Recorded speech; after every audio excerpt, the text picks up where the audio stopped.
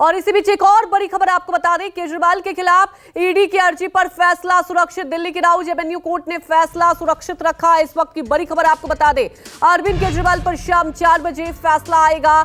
ED के 5 समन पर भी पेश नहीं हुए थे केजरीवाल। जी हां, बड़ी खबर आपको बता दें, 5 समन भेजा गया ईडी की तरफ से और अरविंद केजरीवाल पेश नहीं हुए। देखिए, अरविंद केजरीवाल अपनी तरफ से लगातार दलील दे रहे हैं कि कोई मुद्दा ही नहीं है, कोई वजह नहीं है। इनफैक्ट अरविंद केजरीवाल ने चिट्ठी भी लिखी थी ईडी को कि जो वजह है वो वजह बताया जाए कि क्यों समन भेजा जा रहा है।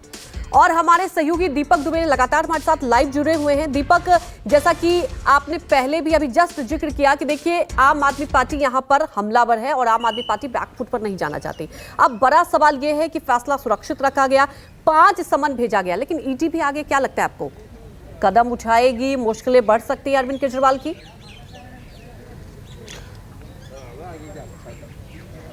जिस तरह से ईडी के हमारे सूत्र बता रहे हैं और जिस तरह से ईडी ने राउज एवेन्यू कोर्ट का रुख किया है और 5 समन इशू किए जाने के बावजूद कोई भी पूछताछ नहीं की जा सकी, ना ही कोई जवाब ढंग का अरविंद केजरीवाल की तरफ से दिया गया। महज ईडी को जब समन इशू किया गया था ईडी के द्वारा, तो केजरीवाल की तरफ से खत लिखा गया था कि आप बताइए कि किस कानून के आधार पर आप हमसे पूछताछ करना चाहते हैं, और जो पूछताछ करना चाहते हैं वो पूरी तरह से गैर कानूनी है और ये राजनीतिक द्वेष की भावना से रहित है, जिसकी वजह से ईडी बार बार सम्मन भेज रही है। तो ईडी ने इस पूरे मामले में कोर्ट का रुख किया, क्योंकि 5 बार सम्मन, जो आखिरी सम्मन था वो 2 फरवरी को था, जब उस दौरान भी अरविंद केजरीवाल पेश नहीं हुए, तो ईडी ने कानूनी प्रक्रिया के तहत कोर्ट का रुख किया कि कोर्ट से इस पूरे मामले में कहीं ना कहीं फैसला आए और जिसकी वजह से उनसे पूछताछ की जा सके। जहां तक ईडी का सवाल है, ईडी के पास ऐसे सबूत मौजूद हैं, चाहे वो संजय सिंह के खिलाफ थे या फिर मनीष सिसोदिया के खिलाफ थे। इस पूरे मामले में जिस तरह की गिरफ्तारी हुई है, और सुप्रीम कोर्ट में जब मामला गया था तो आपको याद होगा कि सुप्रीम कोर्ट की तरफ से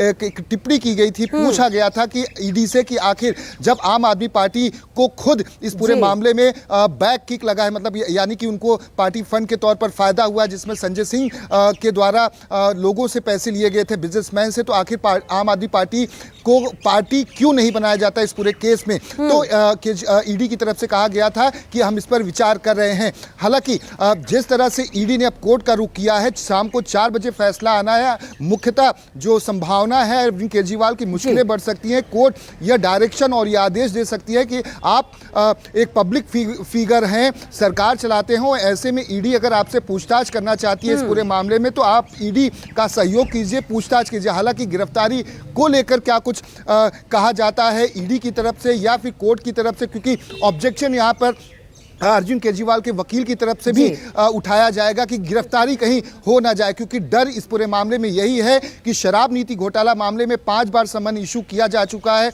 वो पेश नहीं हुए हैं। ईडी ने कोर्ट का रुख किया है और कोर्ट का क्या कुछ सख्त आदेश होता है, क्योंकि 3 बार के समन के बाद ईडी के पास ये अधिकार है कानून के तहत पीएमएलए के मनी लॉन्ड्रिंग मामले में कि वो कोर्ट का रुख कर सकती है। कोर्ट से आदेश लाया जा सकता है कि किसी भी शख्स के ऊपर अगर आरोप है या वो संदिग्ध है या उससे ईडी किसी मामले में पूछताछ करना चाहती है, उस केस की क्लैरिटी को लेकर, तो ईडी कोर्ट का रुख कर सकती है। और ईडी ने वही किया, शनिवार को कोर्ट का रुख कर लिया। अब ईडी ने कोर्ट का रुख किया है, जैसा कि अब ईडी भी आगे रणनीति बनाएगी। देखना होगा कि आगे आज क्या कुछ कोर्ट में फैसला होता है, उसके बाद आम आदमी पार्टी की तरफ से क्या रुख होगा। हमारे साथ जुड़ने के लिए आपका शुक्रिया।